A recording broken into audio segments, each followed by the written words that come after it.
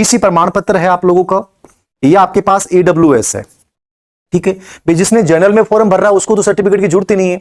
ST और SC उनके लिए आजीवन वैधता होती है, मतलब उनके लिए जो सर्टिफिकेट उनका बना हुआ है वो हमेशा चलेगा। बात केवल दो ही कैटेगरी की आती है, ओबीसी और ईडब्ल्यूएस। तो ओबीसी और ईडब्ल्यूएस का मतलब ये कि हर 1 साल बाद रिन्यू करना पड़ता है, 1 वर्ष बाद। रिन्यू का मतलब ये होता है कि आपका सर्टिफिकेट 3 वर्ष के लिए मान्य होगा। कितने वर्ष के लिए मान्य होगा?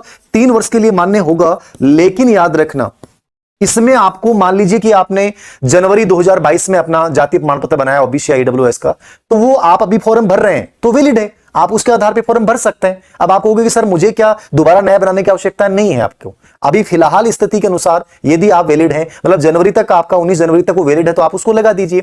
आपको करना क्या है, मान लीजिए आपका सिलेक्शन हो जाता है तो उस समय आपको एक शपथ पत्र देना पड़ेगा, या उस समय नया बना लेना। यानी वो सर्टिफिकेट 3 वर्ष के लिए मान्य है, आपको 1 वर्ष पूरा होने के बाद एक शपथ पत्र, एक जुडिशरी पत्र देना पड़ता है कि साहब मैं क्रिमिनल जो श्रेणी है वो उसमें मैं नहीं गया हूं, यानी नॉन क्रिमिनल में ही हूं मैं। बस आपको ये एक प्रमाणित करना पड़ता है। तो इस चीज को लेकर तनाव मत लेना। आपका मई का 2022 का बना हुआ है, आपको कोई जरूरत नहीं है। फरवरी का बना हुआ है, मार्च का बना हुआ है, तो वो 1 साल तक वैलिड है, नहीं फॉर्म भरने तक आपके पास वो सर्टिफिकेट सही है।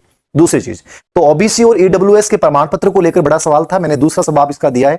3 वर्ष के लिए वैलिड है, लेकिन 1 वर्ष के बाद में आपको इस बात का शपथ पत्र देना पड़ेगा कि आप नॉन क्रिमिनल में हैं। बस यही है, बाकी आप लगा दीजिए, कोई बड़ा इशू नहीं।